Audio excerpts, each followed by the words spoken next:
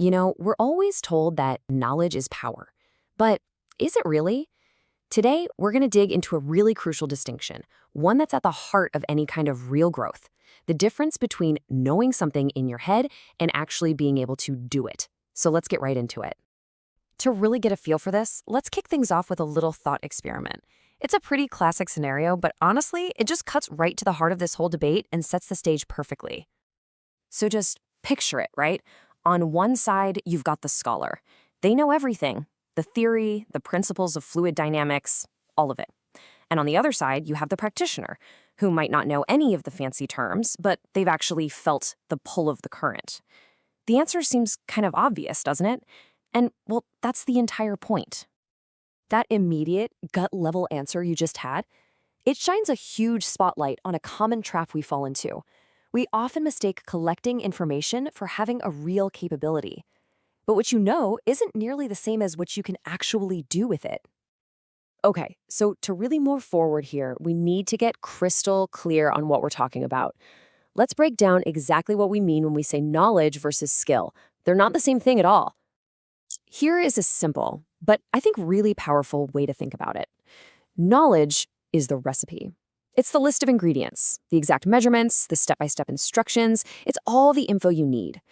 But skill is actually cooking the dish. It's the hands-on, real-world ability to mix everything together, control the heat, and actually create something delicious.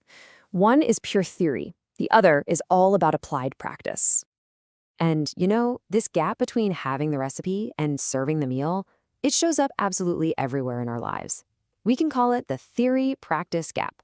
Let's look at a perfect everyday example of this in action. So just imagine someone who totally aced their written driving test. I mean, 100%. They can tell you every rule about right-of-way, what every single sign means, the legal following distance, you name it. They have perfect knowledge. But they've never actually sat behind the wheel of a car. Now, contrast that with the skill of driving. This is someone else. Maybe they couldn't recite the rule book, but they're emerging onto a busy highway during rush hour, they're navigating a chaotic four-way stop, or parallel parking on a tight street with everyone watching. See, it's not about reciting rules. It's about applying them instinctively in a messy, real-world environment. Now that is skill. So, if one is theory and the other is practice, does that mean one is better than the other? Should we just pick a side? Not at all. The real goal here isn't to choose. True mastery, the real game changer, is forged when you figure out how to powerfully combine them both. Let's think back to our scholar by the river. All those books, all that incredible knowledge, it's totally useless without the ability to actually apply it when the water is rising. Knowledge gives you the map, right? But if you can't walk, the map doesn't get you anywhere. It's just a library of wasted potential. Okay, now let's look at the flip side, that swimmer who's only practiced but knows nothing about currents or safety or proper technique. Yeah, they might survive, but they might also swim super inefficiently, get tired way too fast, or even head in completely the wrong direction. Practice without theory can be aimless. It's just flailing around. And this, right here, is the crucial insight. When you bring them together, something absolutely powerful just unlocks. When the understanding of why, that's the knowledge, meets the ability to actually do, that's the skill, you create true mastery. An informed practitioner will always be more effective than a pure theorist or someone just using brute force alone. I absolutely love this metaphor. It's just perfect. Knowledge is the starting point, that little compact seed that's just brimming with potential. But it's only through the act of doing, the skill of planting, watering, and growing, that it becomes a tree, something tangible, productive, and real that provides value.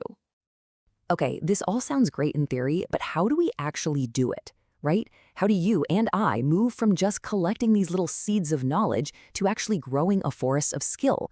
This next part is all about building that bridge for yourself. So what we need to do is build a bridge that connects the island of theory to the mainland of results. And skill is that bridge. Reading one more book isn't going to build it for you. You have to actively get out there and construct it piece by piece. And hey, here's the blueprint for that bridge. It's a cycle. First, you have to practice. Just do the thing. Then apply it to real-world problems. Next, and this one's so important, you're going to fail. And that's not a setback. It's a crucial step. From that failure, you learn. And with that new learning, you improve. You just keep going through that cycle. Practice, apply, fail, learn, improve. That's how skill is forged. At the end of the day, here's the bottom line. The world, your career, your personal goals, they reward what you can accomplish, not just what you happen to know. This is such a powerful reminder that we've got to put our knowledge to work. And that right there is the final thought I really want to leave you with. As you go about your week, just look at the areas in your life where you're trying to learn and grow. Are you just collecting more information, or are you actively out there building the bridge to apply it? The answer to that question, well, it could change everything.